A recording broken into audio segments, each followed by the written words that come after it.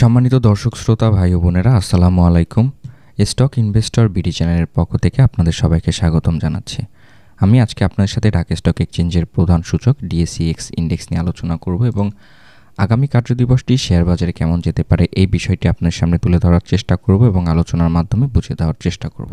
So hello, আমি Yasin Shoaib, welcome to my channel. তো দর্শক, আমরা যদি আজকে ক্যান্ডেলস্টিকটি প্যাটার্নটি যদি লক্ষ্য করি তাহলে দেখতে পাচ্ছি আজকে আমাদের শেয়ার বাজারে আপট্রেন্ড করেছিল ৬২৮১ পয়েন্টের কাছে এবং সেল প্রেসারে পড়ে গিয়ে কিন্তু আমাদের ৬২৭৩ পয়েন্টের কাছে গিয়ে ঠেকেছে। ভলিউমের দিকে লক্ষ্য করলে দেখতে পাচ্ছি বিগত দিনের যে ইনক্রিজমেন্টটি ছিল ভলিউমের, সেখান থেকে পড়ে গিয়েছে এবং একটি রেড ভলিউম ক্রিয়েট করে দিনটি পার করেছে এবং লেনদেনের পরিমাণটিও কিন্তু আজকে শেয়ার বাজারে কম হয়েছে। তো বিস্তারিতভাবে আলোচনায় যাওয়ার আগে আমরা যদি আজকে শেয়ার বাজারের মার্কেট মুভমেন্টটি একটু লক্ষ্য করি তাহলে দেখতে পাচ্ছি যে আজকে আমাদের শেয়ার বাজারের দিনটি শুরু হয়েছিল ৬২৭৮ পয়েন্ট থেকে। দিনটি হাই করেছিল ৬২৮১ পয়েন্টের কাছে এবং দিনটি লো করেছিল ৬২৭৩ পয়েন্টের কাছে। এবং মার্কেট মুভমেন্ট লক্ষ্য করলে দেখতে পাচ্ছি ৫ পয়েন্ট কিন্তু মাইনাসে গিয়েছে। ডিএসই এক্সচেঞ্জ মিটারটি লক্ষ্য করলে দেখতে পাচ্ছি ৫০টি শেয়ারের দাম বেড়েছে, অপরিবর্তিত রয়েছে ১৬০টি শেয়ারের দাম এবং ৯০টি শেয়ার কিন্তু ডাউন ট্রেন্ডে গিয়েছে।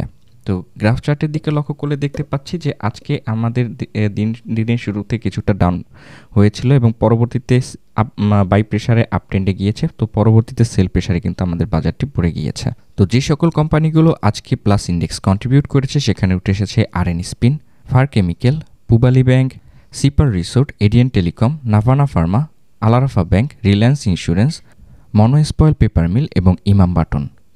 একই সাথে যে সকল কোম্পানিগুলো আজকে আমাদের শেয়ার বাজারে মাইনাস ইন্ডেক্স কন্ট্রিবিউট করেছে সেখানে উঠে এসেছে লাফার্জ সোলসিম, কোহিনুর, ক্যাপটিক গ্রামীণ bank, growth fund, Midland bank, Rupali bank, unique hotel and resort, প্রকৃতি ইন্স্যুরেন্স, বিপিএমএল, দেশবন্ধু পলিমার এবং ক্রিস্টাল ইন্স্যুরেন্স। তো আমরা যদি এখন ডিএসইএক্স ইন্ডেক্সের সাপোর্ট এবং রেজিস্ট্যান্স লাইনটিকে একটু লক্ষ্য করি তাহলে দেখতে পাচ্ছি বর্তমানে আমাদের প্রথম যে সাপোর্ট লাইনটি রয়েছে এটি রয়েছে ৬২৬৭ পয়েন্টের কাছে। দ্বিতীয় যে আমাদের সাপোর্ট লাইনটি রয়েছে এটি রয়েছে ৬২২৬ পয়েন্টের কাছে এবং তৃতীয় যে আমাদের সাপোর্ট লাইনটি রয়েছে এটি রয়েছে ৬১৮৯ পয়েন্টের কাছে। তো আমরা যদি এখন রেজিস্ট্যান্স লাইনটিকে একটু লক্ষ্য করি তাহলে দেখতে পাচ্ছি বর্তমানে আমাদের প্রথম যে রেজিস্ট্যান্স লাইনটি রয়েছে এটি রয়েছে ৬৩০০ পয়েন্টের কাছে। দ্বিতীয় যে আমাদের রেজিস্ট্যান্স লাইনটি রয়েছে এটি রয়েছে ৬৩৪৭ পয়েন্টের কাছে এবং তৃতীয় যে আমাদের রেজিস্ট্যান্স লাইনটি রয়েছে এটি রয়েছে ৬৪০২ পয়েন্টের কাছে। তো দর্শক, সাপোর্ট এবং রেজিস্ট্যান্স লাইনটিকে ড্র করার পরে আমরা যদি একটু ডে চার্টের দিকে একটু লক্ষ্য করি তাহলে দেখতে পাচ্ছি যে আজকে আমরা যে ক্যান্ডেলটি পেয়েছি এটি কিন্তু আমাদের সাপোর্ট এবং সাপোর্টের কাছাকাছিতে অবস্থান করছে। তো খুব বেশি দূর কিন্তু অবস্থানে নাই, তো ৬২৭৩ পয়েন্টের কাছাকাছিতে অবস্থান করছে।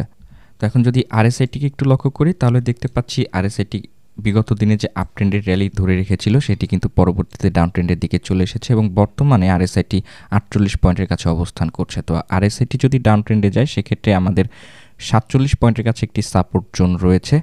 তো সেক্ষেত্রে আরএসআই থেকে কিন্তু আমরা আশা করতে পারি আগামী দিনে কিন্তু আপ ট্রেন্ড করার একটি প্রক্রিয়া শুরু করবে। তো যাই হোক, আমরা যদি এখন এমএসিডি ক্রসওভারটি একটু লক্ষ্য করি তাহলে দেখতে পাচ্ছি যে ফাস্ট মুভিং অ্যাভারেজ লাইনটি কিন্তু ডাউন ট্রেন্ডের দিকে অবস্থান করছে এবং স্লো মুভিং অ্যাভারেজ লাইনটি কিন্তু আপ ট্রেন্ডের দিকে চলে যাচ্ছে। তো বিগত দিনের ইনক্রিজমেন্ট থেকে ভলিউমের ধীরে ধীরে নেতিবাচক অবস্থানে গিয়ে পৌঁছেছে এমএসিডি ক্রসওভারের ভলিউম।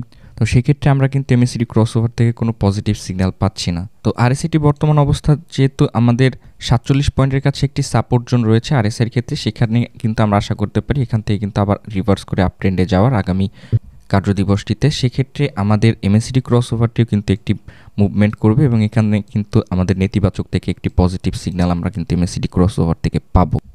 তো আগামী কার্যদিবসে আমরা যারা বিনিয়োগ করব বলে চিন্তাভাবনা করছি, তো বর্তমানে যে ক্যান্ডেলটি অবস্থান রয়েছে ৬২৭৩ বা ৭৪ পয়েন্টের কাছাকাছিতে অবস্থান করছে। তো সেখান থেকে যদি আগামী কার্যদিবসে একটু আপ ট্রেন্ড করে সেক্ষেত্রে কিন্তু একটি পজিটিভ সিগন্যাল পাওয়ার একটি আশা করছি আগামী কার্যদিবসে শেয়ার মার্কেটে।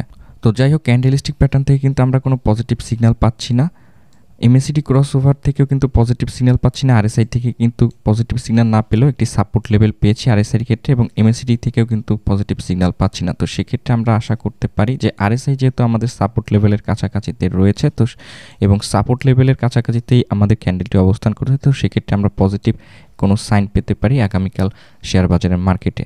তো আপনারা যারা আগামীকালকে বিনিয়োগ করবেন বলে চিন্তাভাবনা করছেন তো অবশ্যই এই ৬২৭৩ বা ৭৪-এর এখান থেকে আপ ট্রেন্ড করে কিনা দিনের মধ্যভাগ পর্যন্ত এটিকে একটু খেয়াল রাখবেন, তারপরে বিনিয়োগের সিদ্ধান্ত নেবেন। তো আগামীকালকের বাজারে আমরা একটি পজিটিভ সিগন্যাল পেতে পারি এবং আজকে ক্যান্ডেলটি যে ৬,২৮২ পয়েন্ট পর্যন্ত উঠেছিল, এই ক্যান্ডেলটি এই রেজিস্ট্যান্স লাইনটিকে ব্রেক করে আপ ট্রেন্ডে যাওয়ার একটি চেষ্টা করতে পারে বলে আমি ধারণা করছি। তো আমি আশা করছি আগামীকালকের মার্কেটটি আপ ট্রেন্ডে যাবে। তো ধন্যবাদ সবাইকে আমার এই ভিডিওটি দেখার জন্য। এখনও যারা আমার এই চ্যানেলটিকে সাবস্ক্রাইব করেননি, প্রতিদিনকার মার্কেট আপডেট পেতে চ্যানেলটিকে সাবস্ক্রাইব করবেন এবং পাশে থাকা নোটিফিকেশন আইকনটি অন করে দিবেন। অলরেডি যারা চ্যানেলটিকে সাবস্ক্রাইব করেছেন তাদেরকে অসংখ্য ধন্যবাদ জানাচ্ছি। আপনার এবং আপনার পরিবারের সবার সুস্বাস্থ্য এবং মঙ্গল কামনায় ভিডিওটি শেষ করছি। আমার জন্য দোয়া করবেন এবং আমার পরিবারের জন্য দোয়া করবেন। আসসালামু আলাইকুম।